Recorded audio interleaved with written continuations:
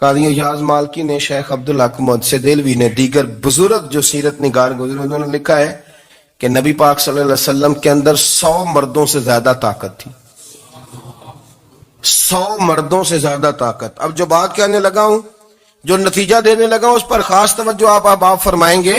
ذرا فکری طور پر، نظریاتی طور پر ایک چیز کو سمجھیے.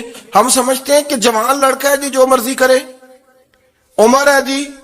آپ ذرا بات پر غور کیجئے گا کہ حضور صلی اللہ علیہ وسلم میں طاقت 100 مردوں سے زیادہ ہے اور حیا کواری لڑکیوں سے بھی زیادہ ہے.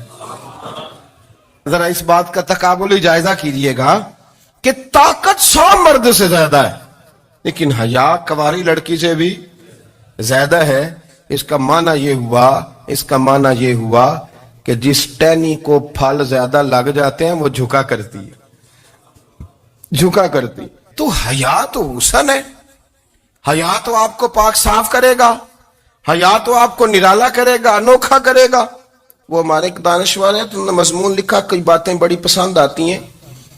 وہ کہتے ہیں کہ میری اہلیہ، ان کو بھی کسی نے مس گائیڈ کر دیا تھا، حالانکہ اچھی خاتون ہے، کسی نے مس گائیڈ کر دیا.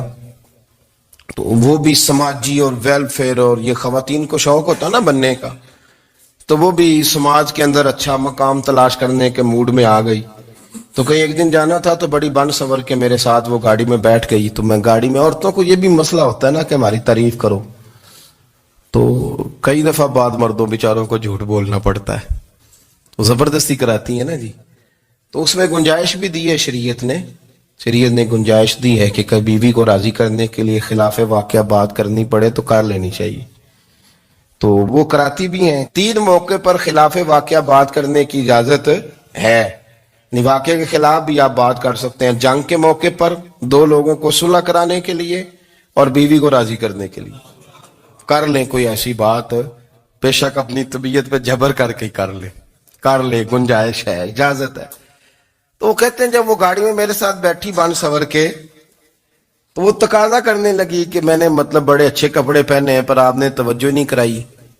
وہ سیانا بندہ تھا، وہ چاہ رہا تھا کہ میری خاتون سمجھ جائے.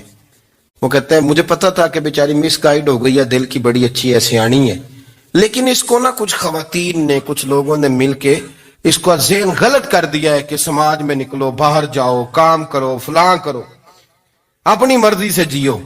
تو میرے ساتھ گاڑی میں بیٹھی کہیں جانے کے لیے، تو مجھ سے کہنے لگی کہ آپ نے میری طرف توجہ ہی نہیں کی، آپ نے کوئی ذکر ہی نہیں کیا کہ میں کیسی لگ رہی ہوں. تو وہ کہتے ہیں میں نے اسے کہا کہ اگر تو ناراض نہ ہو تو پھر میں صحیح والی تعریف کر دوں.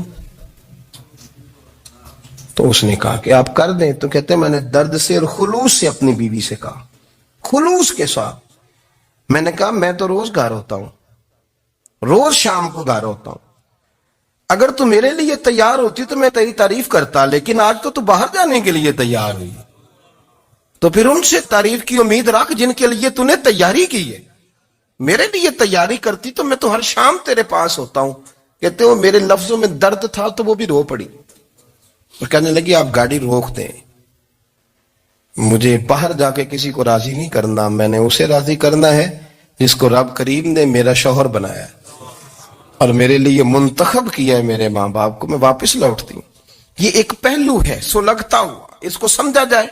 رسول کریم صلی اللہ علیہ وسلم عرب کی کواری لڑکیوں سے زیادہ حیا والے تھے. کواری لڑکیوں سے زیادہ حضور حیا فرمایا کرتے تھے. جب خانہ کعبہ کی مکہ شریف میں تعمیر ہو رہی تھی نا، اہل عرب اس کو تعمیر کر رہے تھے، تو نبی پاک صلی اللہ علیہ وسلم اپنے چچا حضرت عباس کے ساتھ خانہ کعبہ کی تعریف میں مصروف تھے. تو عرب کے لوگ چونکہ لمبا کرتا پہنتے تھے پیروں تک، تو نیچے اگر کسی وقت کوئی چیز نہیں بھی ہوتی تھی تو کسی کو وہ نظر نہیں آتی تھی، چونکہ پردہ رہتا تھا، لمبا کرتا پہنا ہوا ہوتا تھا. تو جب بچے، سرکار کی عمر مبارک بھی ابھی تھوڑی تھی، تو اس طرح بچے جب نکلتے تو وہ کئی دفعہ اپنی تہمت اتار دیتے نیچے سے، اور کوئی مزدوری کرنے لگتے تو 3-4 طے کر کے تہمت کی کندھے پہ رکھ لیتے. جس طرح کبھی دیہاتوں میں لوگ کپڑا سر پہ رکھتے تھے کہ اوپر اگر کوئی وزنی چیز رکھیں گے تو وہ تکلیف نہیں دے گی.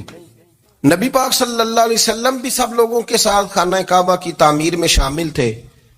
تو حضرت عباس رضی اللہ تعالیٰ عنہ نے کہا حضور سے، ابھی اعلان نبوت بھی نہیں فرمایا تھا، بھتیجے آپ بھی تامد اتاریے. یہ صحیح مسلم میں حدیث موجود ہے. اور اس کو کندھے پہ رکھ لیجیے، آپ اینٹیں اٹھا اٹھا کے لا رہے ہیں تو ذرا آپ کو تکلیف نہیں ہوگی. تو سرکار دو عالم صلی اللہ علیہ وسلم سے یہ بات کہی اور پھر جلدی سے حضور کی تہمت کو نکال کے نا، حالانکہ لمبا کرتا پہنا ہوا ہے، تو وہ جیسے ہی ان کے کندھے پہ رکھا اینٹیں رکھنے کے لیے تو سرکار تو زمین پہ گر گئے، بے ہوش ہو گئے، آنکھیں آسمان کی طرف. اور پھر حضور پکار رہے ہیں آزاری آزاری آزاری، میرا تامت دے دو، میرا تامت دے دو. کبھی کوئی شخص اس وجہ سے بھی بے ہوش ہوا ہے کہ میرے وجود سے کپڑا اتر گیا ہے؟ حالانکہ سرکار پر وہ بے ہوشی بھی نبی پاک کا وہ جو غلبہ ہے نا شرم و حیا کا، اس کی وجہ سے ہو. ورنہ تو حضور فرماتے ہیں کہ